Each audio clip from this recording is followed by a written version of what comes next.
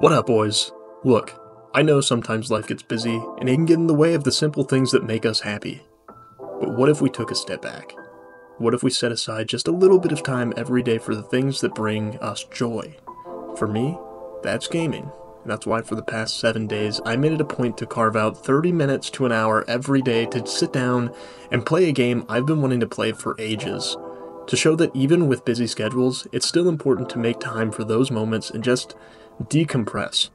So I'll stop yapping and get into this absolute banger of a cutscene to introduce my first 7 days playing Ghost of Tsushima.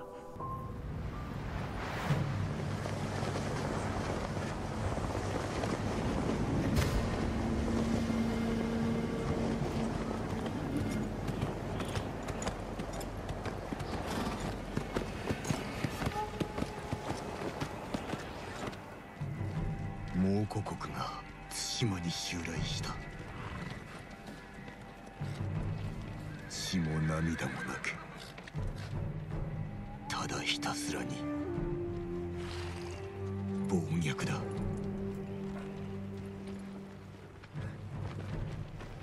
我が方は80、無勢なれど対馬の民を守らねばならない。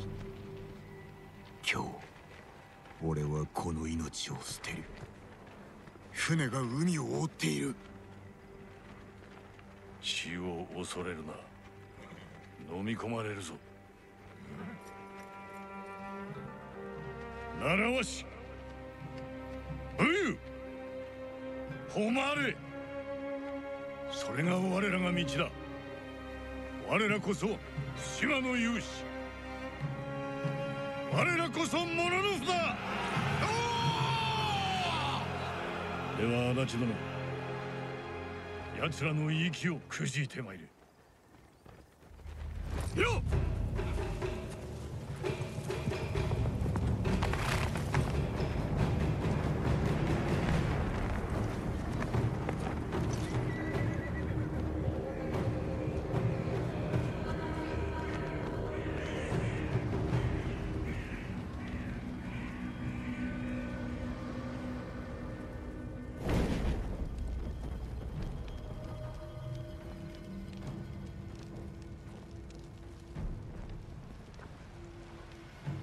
よーく聞け。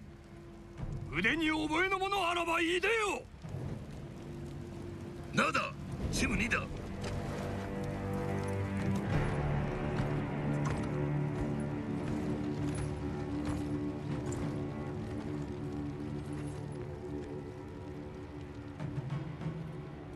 我こそは足立晴信、かの足立義信が五代の末裔なり。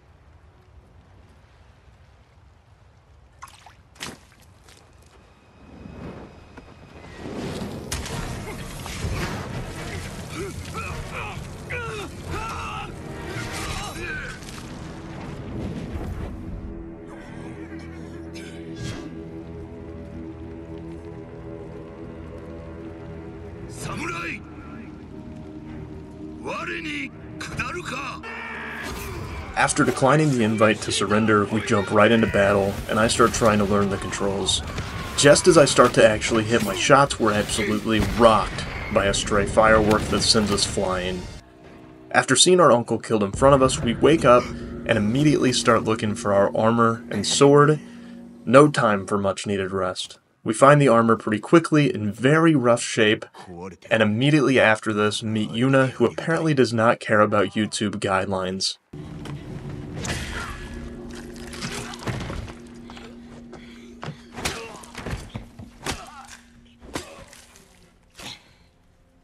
Seems like a bit of overkill, but who am I to judge? We continue exploring the town a bit more and find our sword that Yuna apparently pawned off. And after a very cool training montage, one of the Mongols walks into the wrong place at just the wrong time.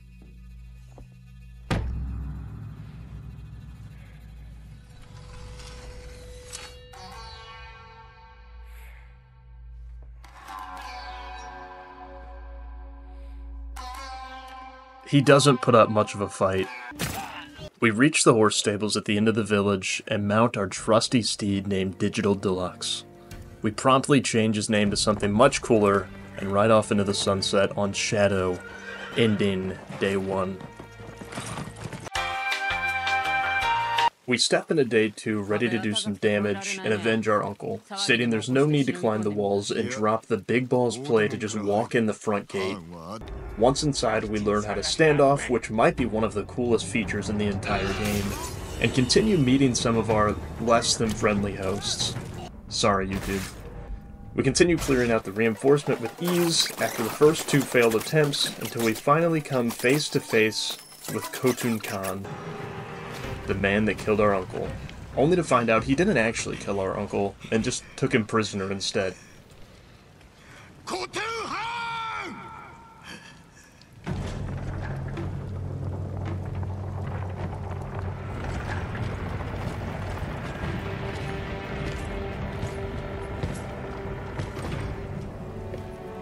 Now, I've played quite a bit of Dark Souls, so I was pretty confident going into this fight that I can take him out in just one try. I was wrong. I'm instead pushed over the bridge, falling to my death, and in the game. Luckily, we're protected as the main character and safely land in the water 5,000 feet below, and we're conveniently reunited with Yuna once again. We agree to help each other but go our separate ways for now, and we finally see the title screen. And now the game can finally begin. We wrap up the day by defeating our first Mongol leader, then meet up with Yuna just as she's committing what I can only assume is a war crime. I take note of her strategy and do the exact same thing as we take over a Mongol stronghold to search for her brother. We come up short, but at least I learned the most important skill of the entire game to end the day. I'm definitely going to be using this all the time. We start day 3 with some Assassin's Creed style parkour and make our way to the top of this mountain to find our old friend Ishikawa waiting for us.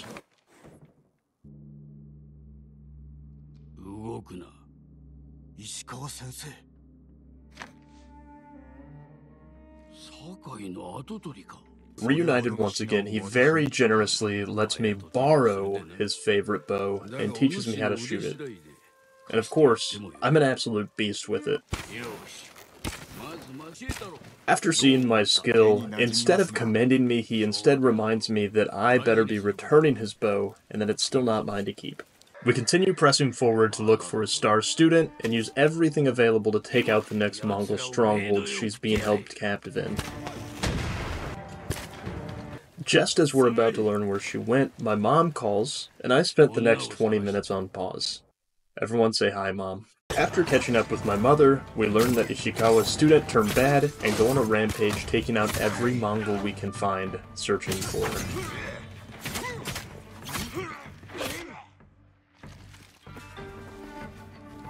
We wrap up the day with Ishikawa committing another war crime.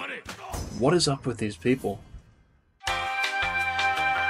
We jump right into day 4, fighting side by side with Ishikawa once again, only this time he's given me the tools to commit war crimes. With my flaming arrows, I go on to start a fire not even Smokey the Bear could put out. Which is ironic, because just as they are out, his student Tomo is setting his dojo on fire. We let her go, and after the chaos, we sit down to compose some haiku. I have no clue what I was doing, but I must admit, it was a nice change of pace.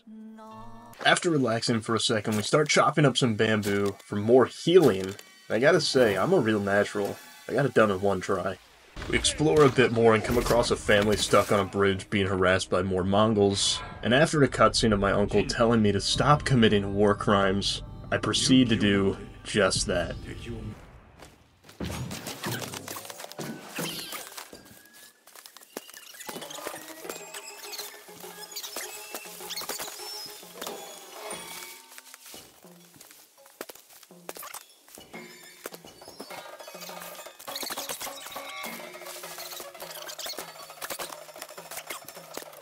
After absolutely nailing the last one, we set the family free and continue exploring, only to find out the game no longer wants to give me any subtitles, so I have absolutely no clue what this guy wanted from me. And I end another day by just stripping down and getting real steamy in a hot spring. I gotta admit, bro is caked up. We start day 5 by turning our subtitles back on so we can actually understand what's happening. I then make my way into the Golden Temple where the peasants welcome me like the king I am, showering me with gifts and appreciation. As we continue exploring, we come across our first shrine where the priestess warns us that the path has been destroyed and is very dangerous. We pay little attention to her warning and begin our climb to the top.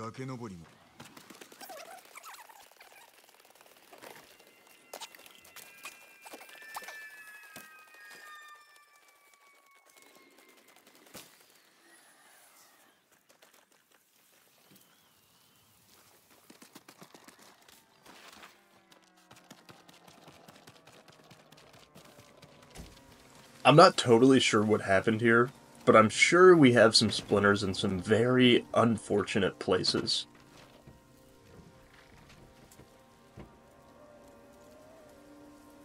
Regardless, we spawn back in, and after doing unspeakable things to this bridge, we wrap up our climb. I take a bow and continue the adventure. We soon come across another group of peasants hunting down a trader merchant working for the Mongols. We follow their trail only to come up short and return back to find that they've been attacked. I learn the merchant is the peasant's brother, and we vow to now save him. But we put saving the trader on pause as soon as this big boy stumbles upon my path. We emote on him, and then continue moving. We find the trader and try to give him what he deserves. It doesn't work, and we bring another day to an end. We kick off day 6, suns out, buns out, once again. Then make our way to the Masako residence to find it's already been attacked. I clear out the remaining Mongols and start looking for our old friends, only to be greeted with another bow to the face. Lady Masako then tells us that someone in the Golden Temple set up the slaughter, and we go there to learn more. We find the traitor and follow him to the Mongol hideout. Once there, I have a less than stellar standoff, but after a second try, we get it done and corner the monk to question him. However, we don't get any answers before Lady Masako just goes to town on him.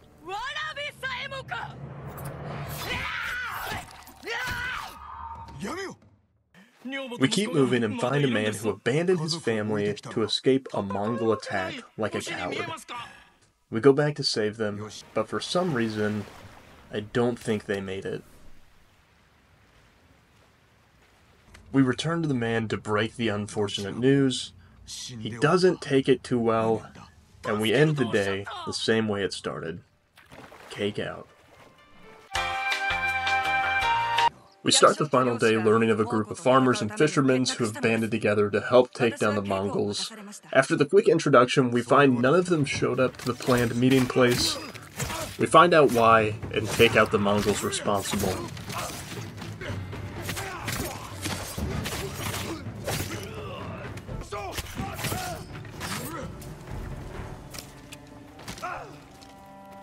We continue moving forward and find a distillery some Mongols have been harassing for some time. I wait for them overnight and ambush them with the cleanest standoff in history.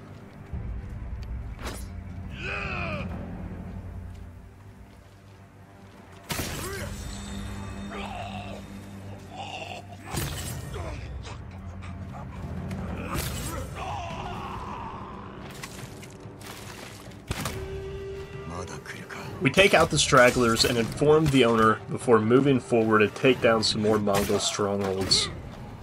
I'm not really sure what this guy was doing.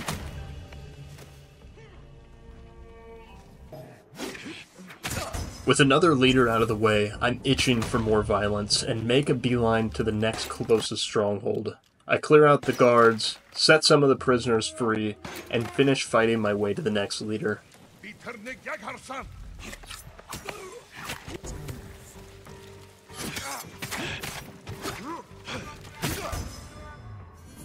With another leader out of the way, I finish looting the rest of the stronghold and finish the last day with a bang, setting fire to what's left of the base.